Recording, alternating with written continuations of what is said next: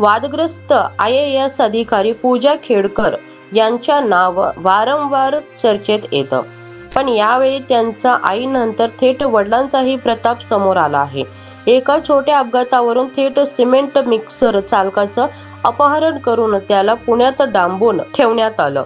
हा धक्कादायक प्रकार उघडकीस आल्यानं खळबळ उडाली आहे. नेमकं काय घडलं पाहण्याआधी HSN मराठी न्यूज चॅनलला सबस्क्राईब करायला विसरू नका, जेणेकरून अशा महत्त्वाचे अपडेट्स तुम्हाला मिळत राहतील.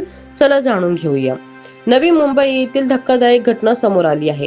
पूजा खेडकर यांचे वडील दिलीप खेडकर यांच्यावर सिमेंट मिक्सर चालकाचं अपहरण केल्याचा गंभीर आरोप झाला आहे. 13 सप्टेंबर रोजी रबाळे परिसरात खेडकर यांच्या लँड क्रुझर गाडीला एका मिक्सर गाडीच्या किरकोळ धक्का लागला. गाडी घासल्याने दिलीप खेडकर यांनी चालकाकडे नुकसान भरपाईची मागणी केली, मात्र चालकाने पैसे देण्यास नकार दिला. यामुळे संतापलेल्या खेडकर यांनी थेट चालकाला पोलीस ठाण्यात नेण्याचं सांगून जबरदस्ती गाडीत बसवलं.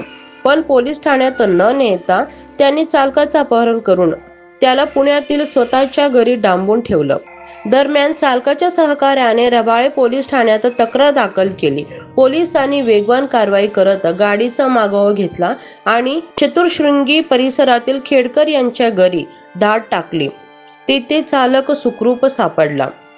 या प्रकरणात पोलिसांच्या तपासात धक्कादायक खुलासा झाला. चालकाला पुण्यात घेऊन जाणारे व्यक्ती म्हणजे दिलीप खेडकर आणि त्यांचे अंगरक्षक प्रफुल्ल साळुंके असल्याचं स्पष्ट झालं. इतकेच नव्हे तर या कारवाई दरम्यान पूजा खेडकर यांची आई मनोरमा खेडकर यांनी पोलिसांना मदत करण्याऐवजी अडथळे निर्माण केले.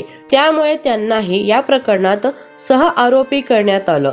एका छोट्या अपघातावरून इतका मोठ्या प्रमाणावर अपहरणाचा गुन्हा, हे वर्तन कितपत योग्य आहे? खेडकर कुटुंबावर कायदेशीर कारवाई किती कठोर असावी?